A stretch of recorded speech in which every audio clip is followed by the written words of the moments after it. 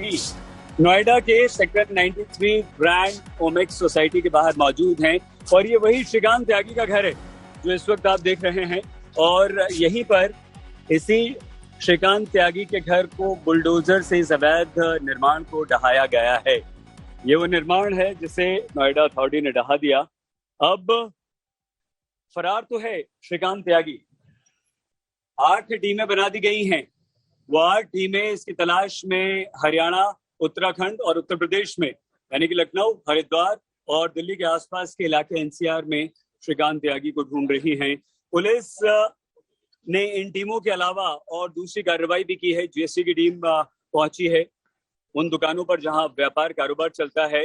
नोएडा के पास भंगील वो गांव जहां का रहने वाला श्रीकांत त्यागी है, वहां किराएदारों के किराए का हिसाब किताब हो रहा है। लेकिन प्रश्न अभी यही है कि ये कानून के हाथ लंबे हैं या इस मुजरिम के पांव, क्योंकि अभी तक ये पकड़ में नहीं आया है। देखिए हमारी ये रिपोर्ट। तेरे पति को भी जानते हो, बढ़िया समझी। अगर लगाना पेड़ पे इलाज कर देना कहीं पर बुला के स्टाफ को। ये मेरी प्राइवेसी है।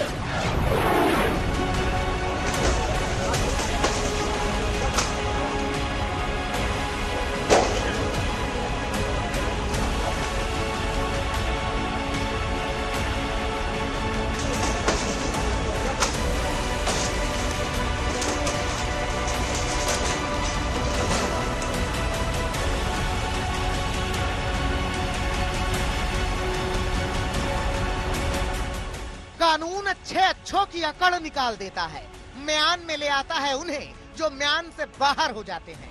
वैसे ही अकड़ निकली है श्रीकांत त्यागी की। त्यागी किसी धावक की तरह भाग रहा है, ना मालूम कहां कहां। लेकिन जब उसे मालूम चल गया कि कानून का कोड़ा पड़ेगा ही पड़ेगा, तो उसने नया दांव चला, सरेंडर का।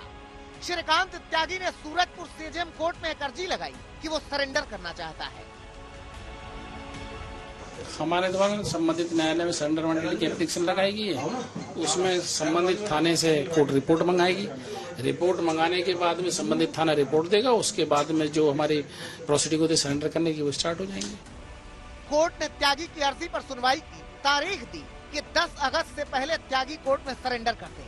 तारीख मिलते ही कोर्ट की सुरक्षा व्यवस्था बढ़ा दी गई। कहीं ऐसा न हो कि पुलिस का पहरा बना रहे और त्यागी कोर्ट में हाजिर हो जाए। तो श्रीकांत त्यागी है, पिछले कई घंटों से लगातार जो नोएडा की पुलिस है, उत्तर प्रदेश की जो पुलिस है, उसकी छानबीन के लिए दबिश कर रही है। कई जगहों पर ठिकानों पर छापेमारी की जा रही है, लेकिन अभी भी नोएडा पुलिस की गिरफ्त से बाहर है। लेकिन आज सुबह के वक्त जो एक पिटीशन जो है वो दाखिल की गई है ग्रेटर नोएडा के सूरजपुर कोर्ट के अंदर, जहां पर उसने अपने आप को सरेंडर करने की पिटीशन दाखिल की गई थी। उसके बाद से नोएडा पुलिस जो है वो काफी ज्यादा मुस्तैद हो गई है। बड़ी संख्या में नोएडा पुलिस कर्मियों को जो है वो तैनात किया गया है। चप्पे चप्पे पर निगरानी जो है वो रखी जा रही है, ताकि कभी भी श्रीकांत त्यागी यहाँ पर जो है वो सरेंडर कर सकते हैं। और ऐसे में एक एक व्यक्ति की जो भी यहाँ पर गाड़ी आ रही है, जो भी व्यक्ति आ रहा है, उसका बाकायदा आईडी कार्ड चेक किया जा रहा है, उसकी गाड़ी की चेकिंग की जा रही है। उसके बाद ही जाने की इजाजत जो है वो अंदर जाने की दी जा रही है। श्रीकांत त्यागी को मालूम भी न रहा होगा कि उसकी बदतमीजी उसे कितनी भारी पड़ेगी। अब आलम यह है कि त्यागी के सारे गैर कानूनी कामकाज पर प्रशासन सख्त हुआ है। ग्रैंड उनका घर है जहां पर उन्होंने अतिक्रमण कर रखा था, वहां पर बुलडोजर चला। उसके अलावा कई सारी संपत्तियां बंगेल के अंदर जिस तरीके से उनकी पुश्तैनी संपत्ति है, जहां पर लाखों रुपए का उनके पास किराया आता है, कई सारी दुकानें हैं, उन पर आज जीएसटी और तमाम विभाग के जो लोग हैं वो पहुंचे थे। नोएडा प्राधिकरण के लोग भी वहां पर पहुंचे हैं, इंटेलिजेंस विभाग के लोग भी पहुंचे हैं। लगातार पूछताछ का सिलसिला जो है वो उनके तरफ से किया जा रहा है। हालांकि अब इस पूरे मामले पर 10 तारीख तक के लिए उनको राहत जो है वो नहीं मिली है। पुलिस की पूरी कोशिश है कि वो श्रीकांत त्यागी को कोर्ट में सरेंडर करने से पहले गिरफ्तार कर ले, इसीलिए पूरा अमला लगा है। लेकिन पुलिस की भी माने, पुलिस आलाधिकारियों की माने तो लगातार उसकी जो लोकेशन है वो चेंज हो रही है। लगातार पुलिस उसकी लोकेशन को ट्रेस नहीं कर पा रही है। लेकिन सूत्रों की माने तो वो पुलिस की गिरफ्त के आसपास ही है। कभी भी पुलिस जो है उसको गिरफ्तार कर सकती है। इसके अलावा पुलिस से वो दूर नहीं है। पुलिस, नोएडा पुलिस और तमाम जो अधिकारी हैं वो लगातार इस पूरे मामले की जो टीमें, 8 टीमें इस पूरे मामले के अंदर बनाई गई हैं, जो लगातार हर इलाकों में, यूपी के अलग अलग इलाकों में, मोदी नगर हो, मेरठ हो, इन तमाम इलाकों के अंदर लगातार दबिश जो है वो कर रहे हैं। श्रीकांत त्यागी के वकील की माने तो श्रीकांत त्यागी अदालत के खुलने का इंतजार कर रहा था, इसीलिए वो शनिवार और रविवार तक खामोश रहा। श्रीकांत त्यागी को पुलिस पर भरोसा नहीं है, इसीलिए वो सीधे कोर्ट में सरेंडर करना चाहता है। मैम FIR किसने की है? FIR पुलिस ने की है ना मेरे अगेंस्ट, और मेरे बच्चों के और मेरी पत्नी के खिलाफ जो कार्रवाई हो रही है, जो मेरे परिवार के खिलाफ कर रही है, वो कौन कर रहा है? अगर मान लिया वो कार्रवाई पुलिस कर सकती है तो मेरे के साथ क्या नहीं करेगी? न्यायपालिका से बड़ा कोई है? न्यायपालिका में मुझे विश्वास है, मैं न्यायपालिका के समक्ष आके मैंने एप्लीकेशन लगाई, जिस रिपोर्ट सरेंडर कर दूं। श्रीकांत त्यागी जब सरेंडर करेगा तब करेगा, मगर आपको उसकी ठसक दिखानी जरूरी है।